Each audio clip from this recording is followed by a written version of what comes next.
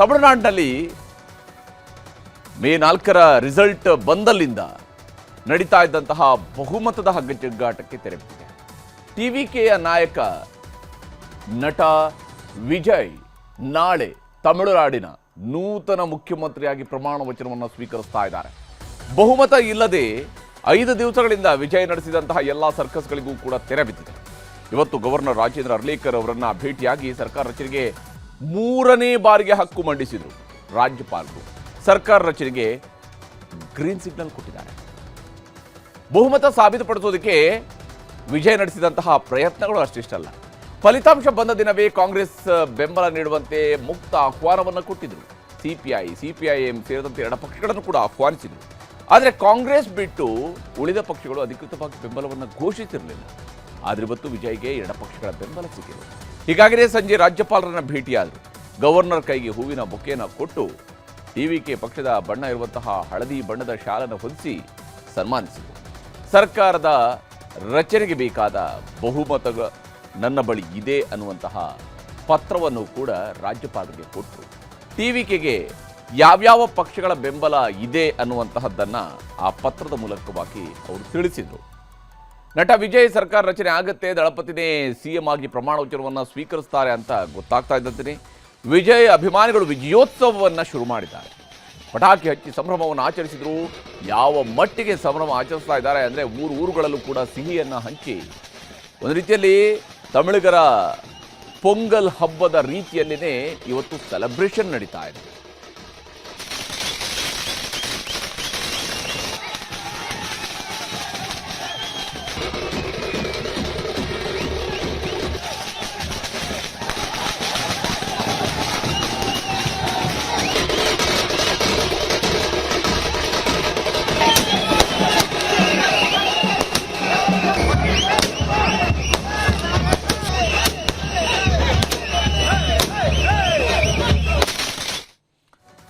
ಇವತ್ತು ಪಶ್ಚಿಮದಲ್ಲಿ ಸೂರ್ಯ ಮುಳುಗ್ತಾ ಇದ್ದಂತೆಯೇ ತಮಿಳುನಾಡಿನಲ್ಲಿ ವಿಜಯೋದಯ ಆಗಿದೆ. ರಾಜ್ಯಪಾಲರನ್ನ ಭೇಟಿಯಾಗೋದಕ್ಕೆ ವಿಜಯ್ ಅವರು ಬರ್ತಾ ಇದ್ದಂತೆಯೇ ಅವರ ಮುಖದಲ್ಲಿ ಗೆಲುವಿನ ಬೆಳಕಿತ್ತು. 3 ದಿನಗಳಿಂದ 3ನೇ ಬಾರಿಗೆ ರಾಜ್ಯಪಾಲರನ್ನು ಭೇಟಿಯಾಗಿದ್ದಾರೆ. ಆದರೆ ಯಾವತ್ತೂ ಕಾರಲ್ಲಿ ಕೂತು ಸಾರ್ವಜನಿಕವಾಗಿ ಮುಖದರ್ಶನವನ್ನು ಅವರು ಕೊಟ್ಟಿರಲಿಲ್ಲ. ಇವತ್ತು ಅವರ ಮುಖದಲ್ಲಿ ಗೆಲುವಿನ ನಗುವು ಇತ್ತು, ಆ ಬೆಳಕು ಇತ್ತು. ಮೇ 6ಕ್ಕೆ ಮೊದಲ ಬಾರಿಗೆ ಗವರ್ನರ್ ಭೇಟಿಗೆ ಬಂದಾಗ ವಿಜಯ್ ಅವರು ಕಪ್ಪು ಬಣ್ಣದ ಡಿಫೆಂಡರ್ ಕಾರಲ್ಲಿ ಬಂದಿದ್ದರು. ಆದರೆ ಮನೆಯಿಂದ ಗವರ್ನರ್ ಕಚೇರಿವರೆಗೂ ವಿಜಯ್ ಮೌನವಾಗಿಯೇ ಇದ್ದರು. ಹಾಗೆಯೇ ಕೇವಲ ರಾಜಭವನದ ಹತ್ತಿರ ತಲುಪಿದಾಗ, ಲೋಕಭವನದ ಹತ್ತಿರ ತಲುಪಿದಾಗ ಮಾತ್ರ ಕಾರ್ನ ಗಾಜನ್ನು ಇಳಿಸಿ ಒಂದು ಸಾರ್ವಜನಿಕರಿಗೆ ನಮಸ್ಕಾರವನ್ನು ಮಾಡ್ತಾ ಮಾಧ್ಯಮದ ಕ್ಯಾಮ್ರಾಗಳಿಗೆ ನಮಸ್ಕರಿಸ್ತಾ ಹೋಗಿದ್ರು. 2ನೇ ದಿವಸ ಬಂದಾಗ ಅವರು BMW ಕಾರ್ನಲ್ಲಿ ಬಂದಿದ್ದರು. ವಿಜಯ್ ಎಲ್ಲೂ ಕೂಡ ಕಾರ್ನ ಗ್ಲಾಸ್ ಕೂಡ ಇಳಿಸಿರಲಿಲ್ಲ. ನೇರವಾಗಿ ರಾಜಭವನಕ್ಕೆ ತಲುಪಿದ್ರು. ಎಲ್ಲೂ ಕಾರ್ನ ಗ್ಲಾಸ್ ಇಳಿಸಿರಲಿಲ್ಲ. ಕಾರ್ನ ಹಿಂದಿನ ಸೀಟ್ನಲ್ಲಿ ಕುಳಿತುಕೊಂಡು ಬಂದಿದ್ದರು. ರಾಜ್ಯಪಾಲರ ಭೇಟಿಗೆ ಮರ್ಸಿಡೀಸ್ ಕಾರ್ನಲ್ಲಿ ಎಂಟ್ರಿ ಕೊಟ್ಟರು. ದಾರಿಯುದ್ದಕ್ಕೂ ಇವತ್ತು 3ನೇ ದಿವಸ ಆದಂತಹ ಇವತ್ತು ದಾರಿಯುದ್ದಕ್ಕೂ ಕೂಡ ಅವರು ಕಾರಲ್ಲಿ ಲೈಟ್ ಹಾಕ್ಕೊಂಡು ನಗುಮುಗದಲ್ಲಿ ಎಲ್ರಿಗೂ ಕೈ ಮುಗಿಯುತ್ತಾ ರೋಡ್ ಶೋ ಮೂಲಕವಾಗಿದೆ ಬಂದರು. ಅಕ್ಷರಶಃ ಇದು ರೋಡ್ ಶೋ ಆಗಿತ್ತು. ಅವರ ಮನೆಯಿಂದ ಲೋಕಭವನದವರೆಗೂ ಕೂಡ ಒಂದು ರೋಡ್ ಶೋವನ್ನೇ ಮಾಡಿದ್ದಾರೆ. ಇವತ್ತು ಅವರು ಬಂದಿರುವಂಥದ್ದು, ನಿನ್ನೆ ಅವರು BMW ಕಾರ್ನಲ್ಲಿ ಬಂದಿದ್ದಾರೆ, ಇವತ್ತು ಮರ್ಸಿಡೀಸ್ ಬೆನ್ಸ್ ಕಾರ್ನಲ್ಲಿ ಬಂದಿದ್ದಾರೆ. ಆದರೆ ಅದರ ಮುಂಭಾಗದಲ್ಲಿ ಕುಳಿತಿದ್ರು. ಅವರ ಸೀಟು, ಅವರು ಕುಳಿತಿದ್ದಂತಹ ಸೀಟ್ಗೆ ಸರಿಯಾಗಿ ಸ್ಪಾಟ್ಲೈಟನ್ನು ಹಾಕ್ಕೊಂಡಿದ್ರು.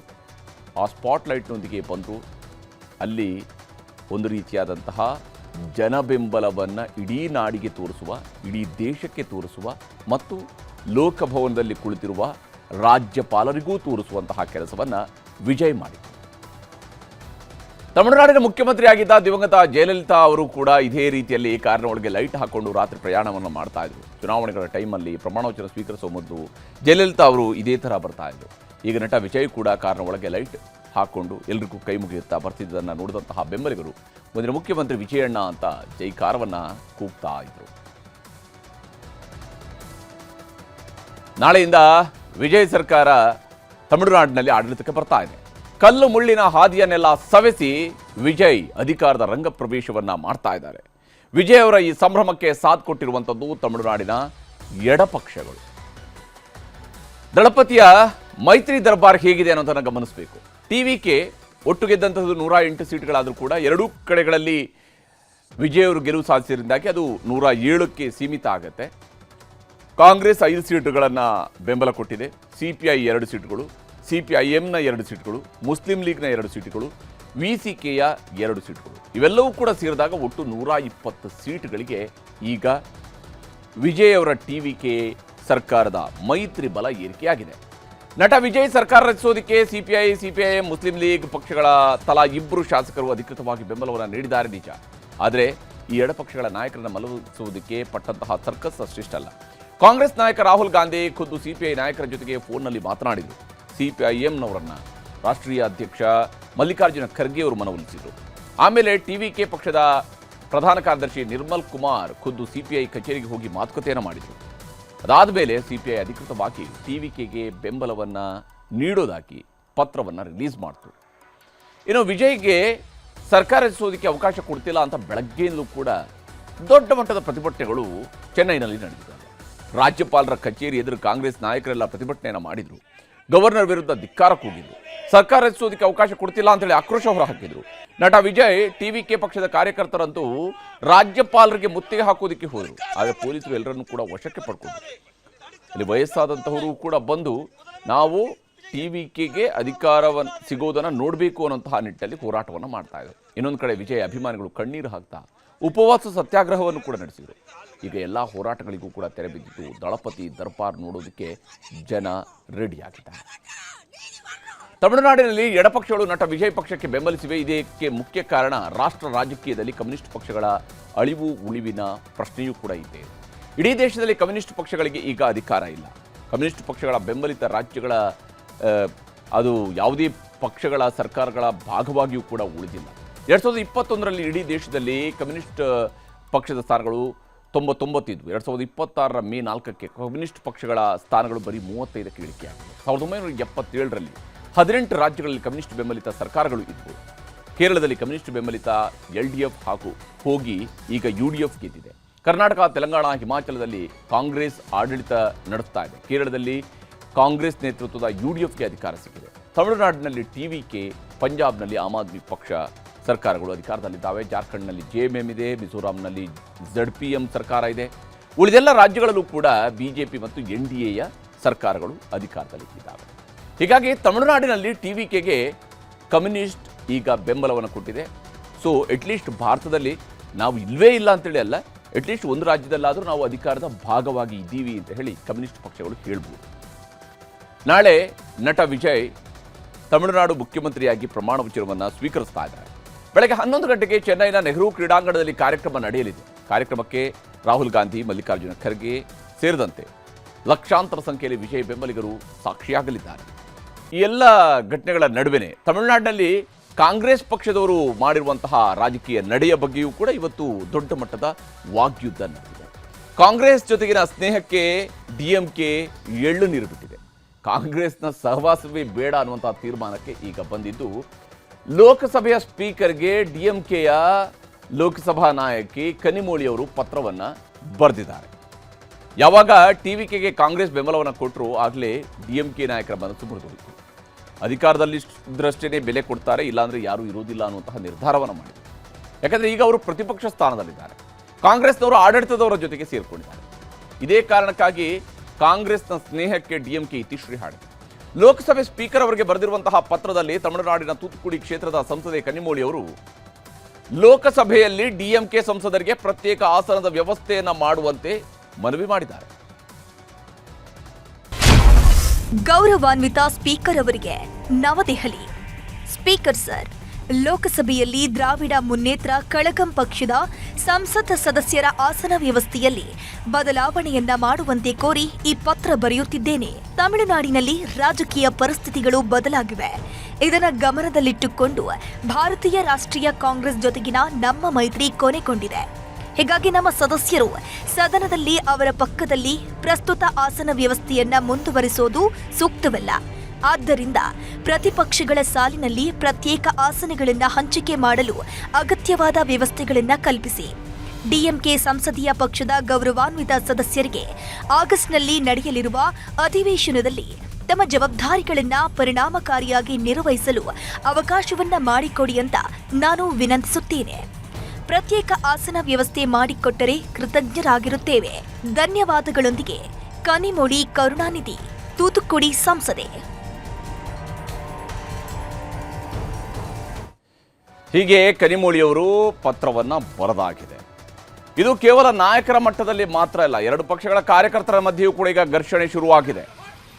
ಮಯಿಲಾಡುತುರೈನಲ್ಲಿ ಕಾಂಗ್ರೆಸ್ ಕಾರ್ಯಕರ್ತರನ್ನ ನಡು ರಸ್ತೆಯಲ್ಲಿನ ಡಿಎಂಕೆ ಕಾರ್ಯಕರ್ತರು ಥಳಿಸಿದ್ದಾರೆ. ಕಾಂಗ್ರೆಸ್ ಬಾವುಟಗಳನ್ನು ಕಿತ್ತು ರಸ್ತೆಗೆ ಎಸೆದ್ರು. ಕಾಂಗ್ರೆಸ್ನವರು ದ್ರೋಹಿಗಳು ಅಂತ ಧಿಕ್ಕಾರವನ್ನು ಕೂಗಿದ್ದಾರೆ.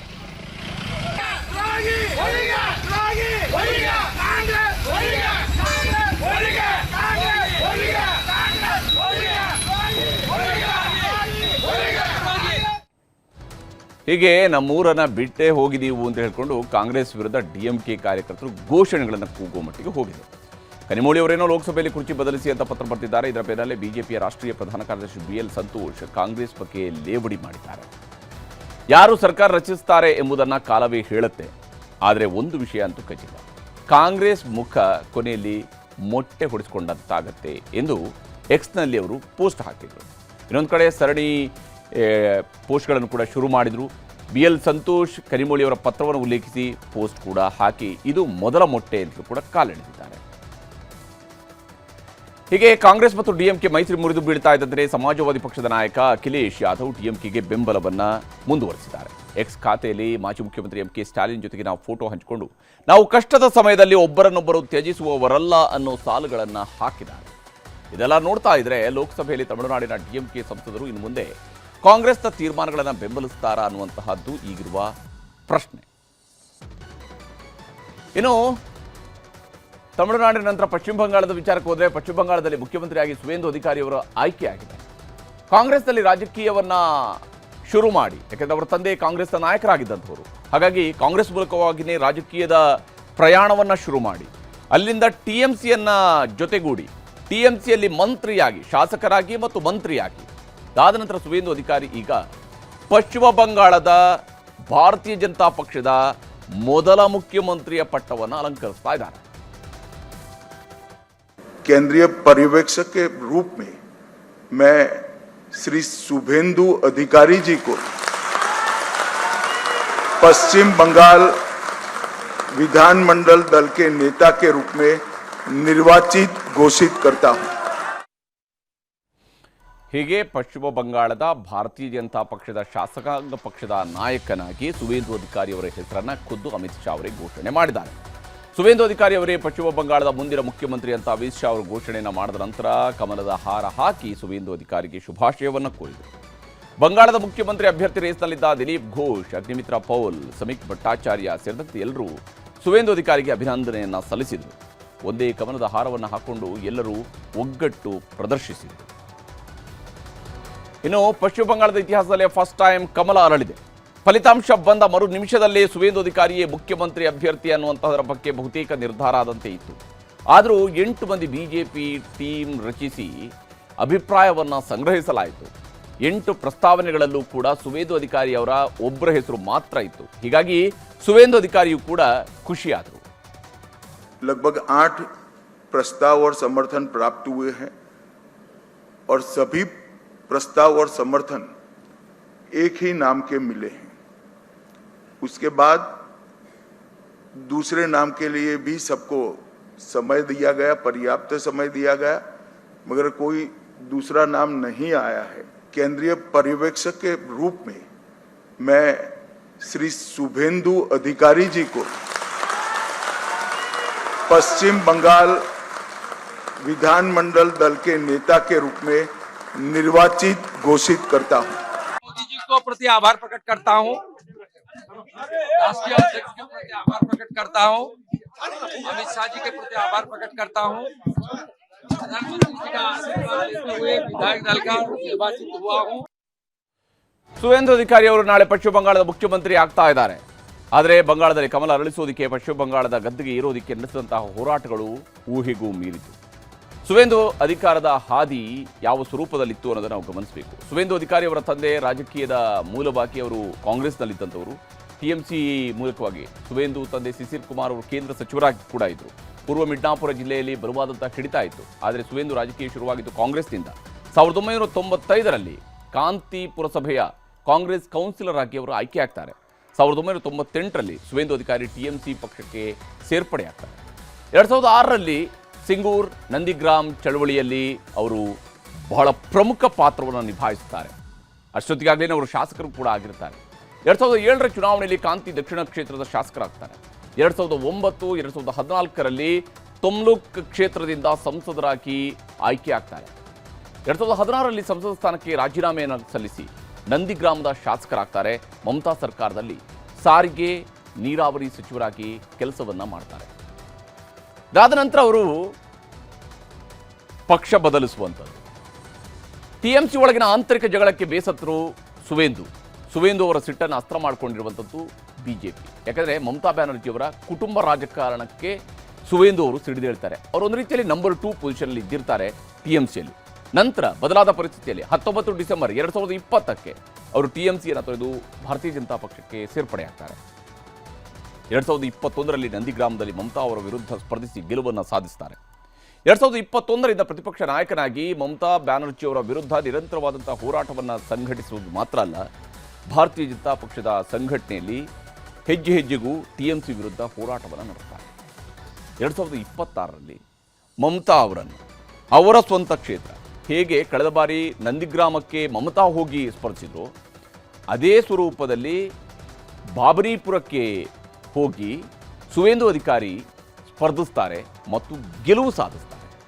34 ವರ್ಷಗಳ ಬಳಿಕ ಬಂಗಾಳದಲ್ಲಿ ಎಡರಂಗದ ಆಳ್ವಿಕೆ ಕೊನೆಗೊಳಿಸಿದ್ದಂಥದ್ದು ಟಿಎಂಸಿಯ 15 ವರ್ಷದ ಆಳ್ವಿಕೆಯನ್ನು ಕೊನೆಗೊಳಿಸಿದ್ದು ಈಗ ಭಾರತೀಯ ಜನತಾ ಪಕ್ಷ. ಬಂಗಾಳದಲ್ಲಿ ಮೊದಲ ಬಿಜೆಪಿ ಮುಖ್ಯಮಂತ್ರಿ ಅನ್ನುವಂತಹ ಪಟ್ಟ ಈಗ ಸುವೇಂದು ಅಧಿಕಾರಿಯವರ ಹೆಸರಿಗೆ ದಾಖಲಾಗ್ತಾ ಇದೆ. ಪಶ್ಚಿಮ ಬಂಗಾಳದ ಮುಖ್ಯಮಂತ್ರಿಯಾಗಿ ನಾಳೆ ಸುವೇಂದು ಅಧಿಕಾರಿ ಪ್ರಮಾಣ ವಚನವನ್ನು ಸ್ವೀಕರಿಸಲಿದ್ದಾರೆ. ನಾಳೆ ಕೋಲ್ಕತ್ತಾದ ಬ್ರಿಗೇಡ್ ಪರೇಡ್ ಮೈದಾನದಲ್ಲಿ ಪ್ರಮಾಣ ವಚನ ಸ್ವೀಕಾರ ಸಮಾರಂಭ ನಡೆಯಲಿದೆ. ಪ್ರಧಾನಮಂತ್ರಿ ನರೇಂದ್ರ ಮೋದಿ, ಕೇಂದ್ರ ಗೃಹ ಸಚಿವ ಅಮಿತ್ ಶಾ, ಬಿಜೆಪಿಯ ರಾಷ್ಟ್ರೀಯ ಅಧ್ಯಕ್ಷ ನಿತಿನ್ ನಬೀನ್ ಹೀಗೆ ಹಲವಾರು ಗಣ್ಯರು ಈ ಸಮಾರಂಭಕ್ಕೆ ಸಾಕ್ಷಿಯಾಗ್ತಾ ಇದ್ದಾರೆ. ನಾಳೆ ಬೆಳಗ್ಗೆ 11 ಗಂಟೆಗೆ ಪಶ್ಚಿಮ ಬಂಗಾಳದ ರಾಜ್ಯಪಾಲ RN ರವಿ ಪ್ರಮಾಣ ವಚನವನ್ನು ಬೋಧಿಸ್ತಾರೆ. ಸುವೇಂದು ಅವರ ಜೊತೆಗೆ 25ಕ್ಕೂ ಹೆಚ್ಚು ಶಾಸಕರು ಸಚಿವರಾಗಿ ಪ್ರಮಾಣ ವಚನ ಸ್ವೀಕರಿಸುವಂಥದ್ದು ಫೈನಲ್ ಆಗಿದೆ. ಇನ್ನೊಂದು ಕಡೆ ಸುವೇಂದು ವಿರುದ್ಧ ಸೋತು ಬಂಗಾಳದಲ್ಲಿ ಟಿಎಂಸಿ ಪಕ್ಷದ ಸೋಲಿನಿಂದ ಮಮತಾ ಬ್ಯಾನರ್ಜಿ ಮೌನಕ್ಕೆ ಶರಣಾಗಿದ್ದಾರೆ. ಸೋಲಿನ ಹತಾಶೆಯಲ್ಲಿರುವ ಮಮತಾ ಬ್ಯಾನರ್ಜಿಯವರನ್ನ ಕೋಲ್ಕತ್ತಾದ ನಿವಾಸದಲ್ಲಿ ನಿನ್ನೆ ಸಮಾಜವಾದಿ ಪಕ್ಷದ ನಾಯಕ ಅಖಿಲೇಶ್ ಯಾದವ್ ಅವರು ಭೇಟಿಯಾಗಿದ್ದರು. ನೀವೆಲ್ಲರೂ ಶ್ಲಾಘನೀಯ ಯುದ್ಧ ಮಾಡಿದ್ದೀರಿ, ದೀದಿ ನೀವು ಸೋತಿಲ್ಲ, ಧೈರ್ಯ ಕೆಡಬೇಡಿ ಅಂತ ಧೈರ್ಯ ಕೂಡ ತುಂಬಿದ್ರು.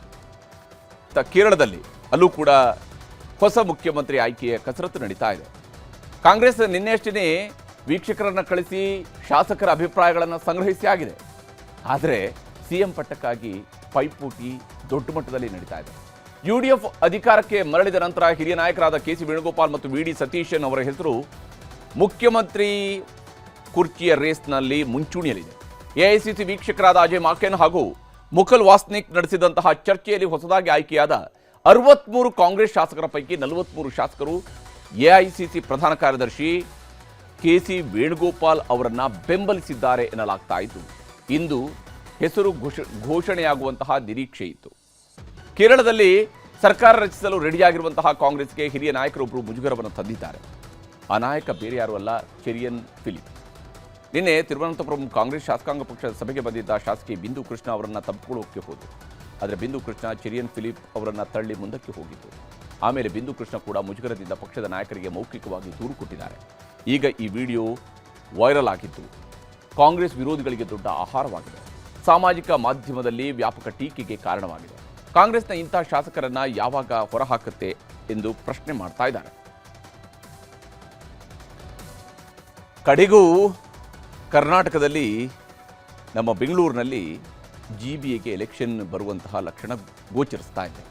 BBMP ಸ್ವರೂಪದಲ್ಲಿದ್ದಾಗಂತೂ ಚುನಾವಣೆ ನಡೀಲಿಲ್ಲ. BBMP ಹೋಗಿ GBA ಕೂಡ ಆಗೋಯಿತು. GBA ಬಂದ ಮೇಲೂ ಕೂಡ ಚುನಾವಣೆ ನಡೆಸೋದ್ರ ಕಡೆಗೆ ಮಾಡಬೇಕೋ ಮಾಡಬೇಡವೋ ಅನ್ನುವಂಥ ರೀತಿಯಲ್ಲಿನೇ ರಾಜ್ಯ ಸರ್ಕಾರ ಯೋಚನೆ ಮಾಡ್ತಾ ಇದೆ. ಈಗ ಚುನಾವಣೆಗೆ ರಾಜ್ಯ ಚುನಾವಣಾ ಆಯೋಗ ಡೆಡ್ಲೈನ್ ಅನ್ನು ಫಿಕ್ಸ್ ಮಾಡಿದೆ. GBA ಚುನಾವಣೆಗೆ ಸಂಬಂಧಪಟ್ಟಂತೆ ಇವತ್ತು ಹೈವೋಲ್ಟೇಜ್ ಮೀಟಿಂಗ್ ನಡೆದಿದೆ. ಸಭೆಯಲ್ಲಿ GBA ಎಲೆಕ್ಷನ್ಗೆ ಬಹುತೇಕ ಡೇಟ್ ಫಿಕ್ಸ್ ಮಾಡಲಾಗಿದೆ. ಸುಪ್ರೀಂ ಕೋರ್ಟ್ ಆದೇಶದ ಪ್ರಕಾರವಾಗಿಯೇ ಜೂನ್ 30ರ ಒಳಗಡೆ ಎಲೆಕ್ಷನ್ ಮುಗಿಸೋದಕ್ಕೆ ರಾಜ್ಯ ಚುನಾವಣಾ ಮುಖ್ಯ ಆಯುಕ್ತ GS ಸಂಗ್ರೇಶಿ ಅವರು ಮಾತನಾಡಿದ್ದಾರೆ. ಜೂನ್ 14ರಿಂದ 24ರ ನಡುವೆ GBA ಎಲೆಕ್ಷನ್ ನಡೆಯಲಿದೆ ಅಂತ ರಾಜ್ಯ ಚುನಾವಣಾ ಆಯುಕ್ತರು ಘೋಷಣೆ ಮಾಡಿದ್ದಾರೆ. ಜೂನ್ 14ರಿಂದ 24ರೊಳಗೆ ಯಾವುದಾದ್ರೂ ಒಂದು ದಿನ ಚುನಾವಣೆ ನಡೆಯಲಿದೆ. GBA ಅಧಿಕಾರಿಗಳು ಸರ್ಕಾರ ಏನೇ ಕಾರಣಗಳನ್ನು ಕೊಟ್ಟರು, ಸಮಸ್ಯೆಗಳನ್ನು ಹೇಳಿದರೂ ಎಲೆಕ್ಷನ್ ನಡೆಸ್ತೇವೆ, ಬ್ಯಾಲೆಟ್ ಪೇಪರ್ನಲ್ಲಿ GBA ಎಲೆಕ್ಷನ್ ಮಾಡ್ತೇವೆ, ಒಂದು ವಾರ ಚುನಾವಣಾ ಆಯೋಗ ಕಾಯುತ್ತೆ, ಅಷ್ಟರೊಳಗೆ ಚುನಾವಣೆಗೆ ದಿನಾಂಕ ಫೈನಲ್ ಮಾಡಬೇಕು ಅಂತ ಹೇಳಿದ್ದಾರೆ. ಇದು ಕಾರ್ಪೊರೇಷನ್ ಕಮಿಷನರ್ಸು ಕೂಡ ಅವರು ಕೂಡ GBA ಮೆಂಬರ್ಗಳು ಎಕ್ಸ್ ಆಫೀಸಿಯೋ ಮೆಂಬರ್ಸ್ ಇದ್ದಾರೆ. ಹೀಗಾಗಿ ಅವರು 5 ಜನ ಮತ್ತು ನಮ್ಮ ಇದು ಚೀಫ್ ಕಮಿಷನರ್ ಬೈ ಏನೊಂದು member secretary of the GBA, member secretary ಯಾರು, ಚೀಫ್ ಕಮಿಷನರ್ ಅವರು ಬಂದು ನಾನು ಈಗಾಗಲೇ ಅವರಿಗೆ ತಿಳಿಸಿದಂತೆ ಪತ್ರದ ಮುಖಾಂತರ ದಿನಾಂಕವನ್ನು ನಿಗದಿಪಡಿಸುವುದು ಮಾತ್ರ ಬಾಕಿ ಇದೆ.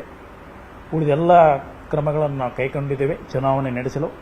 ಜೂನ್ 30ರೊಳಗೆ GBA 5 ಕಾರ್ಪೊರೇಷನ್ಗಳಿಗೆ ಚುನಾವಣೆಯನ್ನು ಕಂಪ್ಲೀಟ್ ಮಾಡಬೇಕಾಗಿರುವುದರಿಂದ ಮಾನ್ಯ ಸುಪ್ರೀಂ ಕೋರ್ಟ್ ನಿರ್ದೇಶನದ ಮೇರೆಗೆ ಅವರು ಕೊನೆಯ ಅವಕಾಶ ಮತ್ತು ಫೈನಲ್ ಇಂಟೆಲಿಜೆನ್ಸ್ ಅಂತ ಹೇಳಿ ಕೊಟ್ಟಿರುವುದರಿಂದ ನಾವು ಜೂನ್ 30ರೊಳಗೆ ಚುನಾವಣೆಗಳನ್ನು ಮುಗಿಸಿ ಅವರಿಗೆ ನಾವು ಸುಪ್ರೀಂ ಕೋರ್ಟ್ಗೆ ಕಂಪ್ಲೈನ್ಸ್ ವರದಿಯನ್ನು ಕೊಡಬೇಕಾಗಿದೆ. ಇನ್ನು ದಕ್ಷಿಣ ಭಾರತದಲ್ಲಿ ಬಿಜೆಪಿ ಸರ್ಕಾರವನ್ನು ಅಧಿಕಾರಕ್ಕೆ ತಂದಂತಹ ಕೀರ್ತಿ ಅದು ಕರ್ನಾಟಕದ ಮಾಜಿ ಮುಖ್ಯಮಂತ್ರಿ BS ಯಡಿಯೂರಪ್ಪನವರಿಗೆ ಸಲ್ಲುತ್ತೆ. ಯಡಿಯೂರಪ್ಪ ಅವರ ರಾಜಕೀಯ ಜೀವನಕ್ಕೆ ಈಗ 50 ವರ್ಷ ತುಂಬಿದೆ. ಶಿಕಾರಿಪುರದಲ್ಲಿ ತನ್ನ ರಾಜಕೀಯವನ್ನು ಶುರು ಮಾಡಿದಂತಹ ಯಡಿಯೂರಪ್ಪನವರು 1983ರಲ್ಲಿ ಮೊದಲ ಬಾರಿಗೆ ಕರ್ನಾಟಕ ಶಾಸನಸಭೆಗೆ ಶಿಕಾರಿಪುರದ ಕ್ಷೇತ್ರದಿಂದ ಆಯ್ಕೆಯಾಗ್ತಾರೆ. ಇದೇ ಕಾರಣಕ್ಕಾಗಿ ಯಡಿಯೂರಪ್ಪ ಅವರ 50 ವರ್ಷದ ರಾಜಕೀಯ ಬದುಕಿನ ಕಾರಣಕ್ಕಾಗಿ ಬಿಜೆಪಿ ಅಭಿಮಾನೋತ್ಸವವನ್ನು ಹಮ್ಮಿಕೊಂಡಿದೆ. ಕೋಟೆನಾಡು ಚಿತ್ರದುರ್ಗದಲ್ಲಿ ನಾಳೆ ಅಭಿಮಾನೋತ್ಸವ ಕಾರ್ಯಕ್ರಮ ನಡೆಯಲಿದೆ. ಇವತ್ತು ಯಡಿಯೂರಪ್ಪ ಅವರು ಚಿತ್ರದುರ್ಗಕ್ಕೆ ಆಗಮಿಸಿದ್ದಾರೆ. ಅದನ್ನು ಪುರಪ್ರವೇಶದ ರೀತಿಯಲ್ಲಿ ಸಂಭ್ರಮಿಸಿದೆ ಭಾರತೀಯ ಜನತಾ ಪಕ್ಷ. ದಸರಾ ಮಾದರಿಯಲ್ಲಿ ಸಾಂಸ್ಕೃತಿಕ ಕಲಾ ತಂಡಗಳು ಬೃಹತ್ ಮೆರವಣಿಗೆಯಲ್ಲಿ ಭಾಗಿಯಾಗಿದ್ವು. ಹಸಿರು ಶಾಲನ್ನು ಹಾಕಿಕೊಂಡು ಯಡಿಯೂರಪ್ಪನವರು BY ವಿಜೇಂದ್ರ ಹಾಗೂ ಶಾಸಕರು ಸ್ವಾಗತಿಸಿದರು. ನಾಳೆ ಯಡಿಯೂರಪ್ಪ ಅಭಿಮಾನೋತ್ಸವದಲ್ಲಿ ಕೇಂದ್ರ ಗೃಹ ಸಚಿವ ಅಮಿತ್ ಶಾ ಅವರು ಕೂಡ ಭಾಗಿಯಾಗಲಿದ್ದು ಸರಿಸುಮಾರು 10 ಲಕ್ಷಕ್ಕೂ ಅಧಿಕ ಜನ ಸೇರುವಂತಹ ನಿರೀಕ್ಷೆ ಇದೆ. ಪ್ರತಿಯೊಂದು ಜಿಲ್ಲೆಯಿಂದಲೂ ಕೂಡ 10 ಬಸ್ಗಳಲ್ಲಿ ಜನರು ಚಿತ್ರದುರ್ಗದ ಕಡೆಗೆ ಬರ್ತಾ ಇದ್ದಾರೆ. ಆ ವೇದಿಕೆ ಮೇಲೆ ರಾಜ್ಯದ ಎಲ್ಲ ಸಮಾಜದ ಗುರುಗಳು, ಸ್ವಾಮೀಜಿಗಳು, ಮಠಾಧೀಶರು ಬರ್ತಾ ಇದ್ದಾರೆ ಅಂತ ಹೇಳಿದ್ರೆ ರಾಜಕೀಯೇತರ ಕಾರ್ಯಕ್ರಮವೇ. ರಾಜ್ಯದಲ್ಲಿರ್ತಕ್ಕಂಥ ಜಗದ್ಗುರುಗಳು, ಪರಮ ಪೂಜ್ಯ ಸ್ವಾಮೀಜಿಗಳು ಯಾವತ್ತೂ ಕೂಡ ಯಡಿಯೂರಪ್ಪವ್ರನ್ನ ಆಶೀರ್ವಾದ ಮಾಡ್ಕೊಂಡು ಬಂದಿದ್ದಾರೆ, ಅವ್ರಿಗೆ ಬಲವನ್ನು ತುಂಬಿಕೊಂಡು ಬಂದಿದ್ದಾರೆ, ಸಂಕಷ್ಟದ ಕಾಲದಲ್ಲಿ ಅವ್ರ ಜೊತೆ ನಿಂತಿದ್ದಾರೆ, ಮತ್ತು ಲಕ್ಷಾಂತರ ಕಾರ್ಯಕರ್ತರು. ಹಾಗಾಗಿ ಇದು ಈಗ ಯಾವುದೇ ಚುನಾವಣೆಗಳು ಇಲ್ಲ, ತಾವೇ ನೋಡ್ತಾ ಇದ್ದೀರಿ. ವಿಧಾನಸಭೆ, ಲೋಕಸಭೆ ಯಾವುದೇ ಚುನಾವಣೆಗಳು ಇಲ್ಲ. ಆದರೆ ಎಲ್ಲ ಅಭಿಮಾನಿಗಳ ಅಪೇಕ್ಷೆ ತಕ್ಕಂತೆ ಅಂತ ಒಬ್ಬ ಮಹಾನ್ ನಾಯಕನಿಗೆ ಅಭಿನಂದನೆ ಸಲ್ಲಿಸಬೇಕು ಅನ್ನೋ ನಿಟ್ಟಿನಲ್ಲಿ ಕಾರ್ಯಕ್ರಮ ಆಯೋಜನೆ ಮಾಡಿದ್ದೇವೆ.